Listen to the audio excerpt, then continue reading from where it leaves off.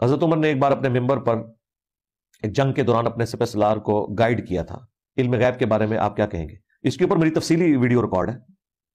यह वाकया उमर सीरीज में भी है ना।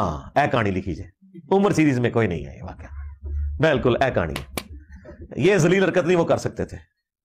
वो यूसुफ अल करदावी साहब फौत हो गए कुछ अर्सा पहले रहीमहुल्लाह।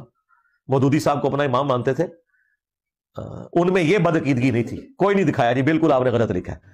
ड्रामा उमर सीरीज़ में ये वाक़या दिखाया गया है या नहीं दिखाया गया, यानी हज़रत उमर रज़ी अल्लाह ताला अन्हु ने सैकड़ों मील दूर एक लश्कर को आवाज़ दी और हिदायत दी और उन तक आवाज़ भी पहुंच गई।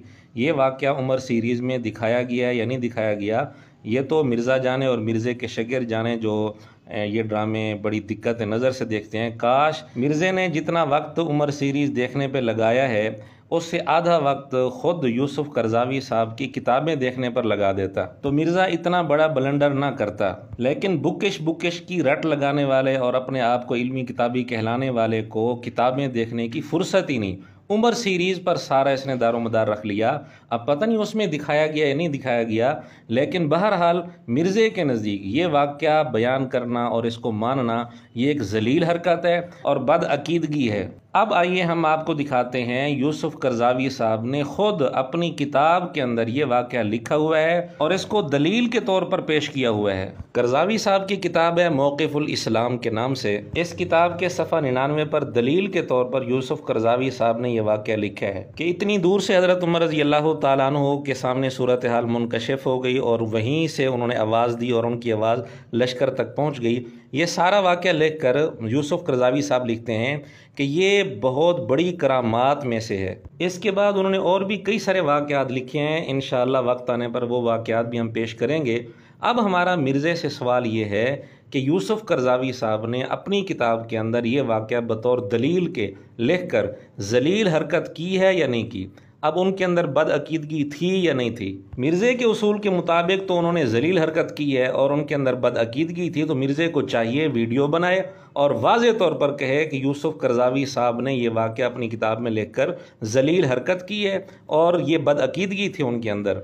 हमें मालूम नहीं कि उमर सीरीज़ के अंदर ये वाक़या दिखाया गया या नहीं दिखाया गया। उसके अंदर तो ऐसे कई सारे वाक़यात दिखाए गए हैं जो मिर्ज़ा सुनाता है उमर सीरीज़ के हवाले से, जबकि किताबी दुनिया में उनका कोई नामो निशान नहीं मिलता। बहरहाल उमर सीरीज़ में दिखाया गया या नहीं दिखाया गया हमें इससे कोई गर्ज नहीं, लेकिन बुकिश की रट लगाने वालों के लिए, इल्मी किताबी होने का दावा करने वालों के लिए डूब मरने का मकाम है। यूसुफ करज़ावी साहब खुद अपनी किताब में ये वाक़या बतौर दलील के लिख रहे हैं और इसको दलील बना रहे हैं, लेकिन मिर्ज़े ने सारा दारोमदार उमर सीरीज़ पर रख लिया।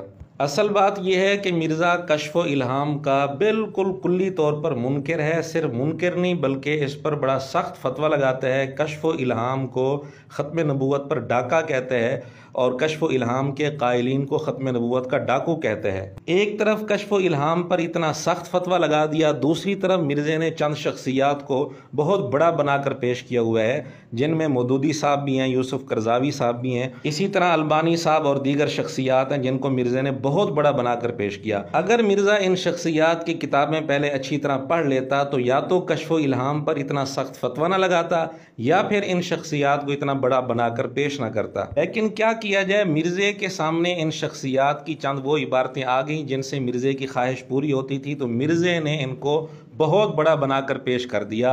दूसरी तरफ कश्फ़ इल्हाम पर इतना सख्त फतवा लगाकर मिर्ज़ा इंतहाई बुरे तरीके से फंस चुका है। काश जितना वक्त मिर्ज़ा ड्रामों और फिल्मों पर लगाता है उससे आधा वक्त इन शख्सियात की किताबें देखने पर लगा देता तो शायद मिर्ज़ा इस बुरी सूरत हाल से बच जाता। लेकिन मिर्ज़े ने किताबें पढ़े बगैर इतना सख्त फतवा यहाँ लगा दिया कि हज़रत उमर रज़ी अल्लाह अन्हु का ये वाक़या पेश करना मिर्ज़ा के नज़दीक ज़लील हरकत है और बदअकीदगी है।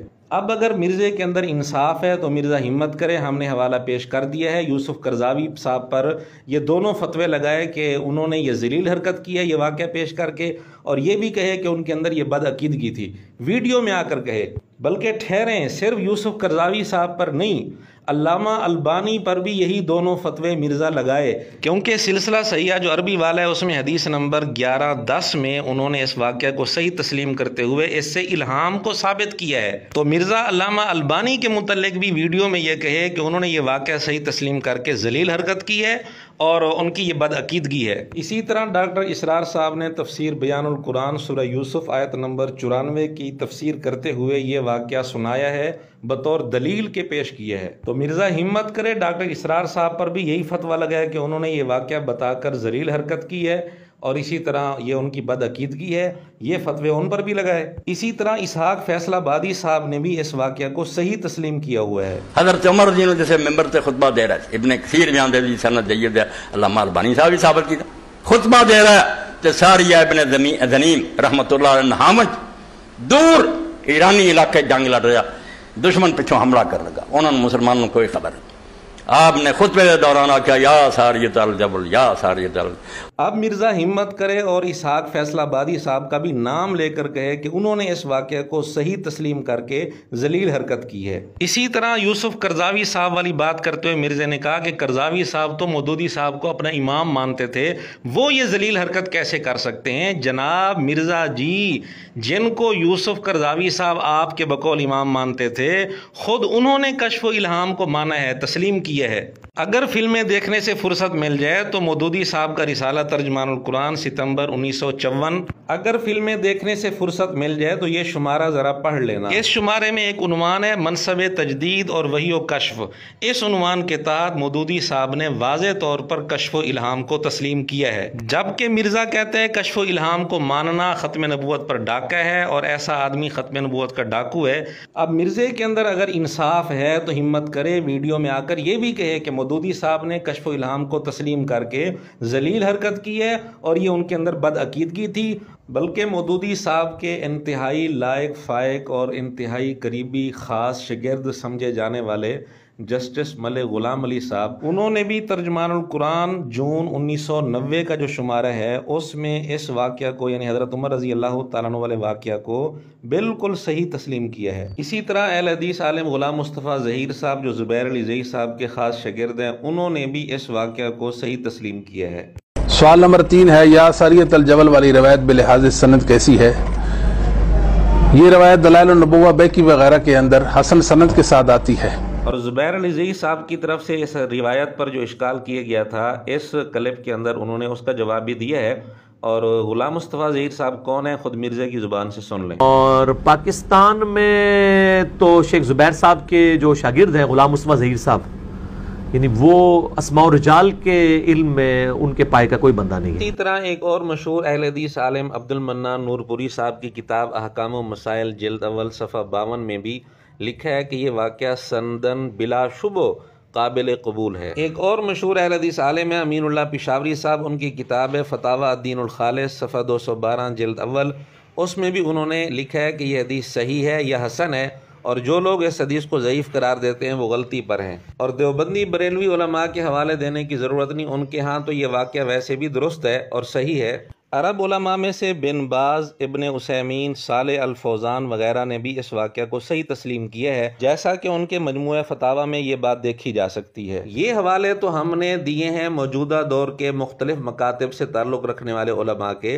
अगर इससे पहले उलमा की तरफ देखा जाए तो हाफिज़ इब्ने हजर रहमतुल्लाह अलैह ने अल इसाबा में इसकी सनद को हसन कहा, जिसके हवाले मिर्ज़ा भी देता रहता है।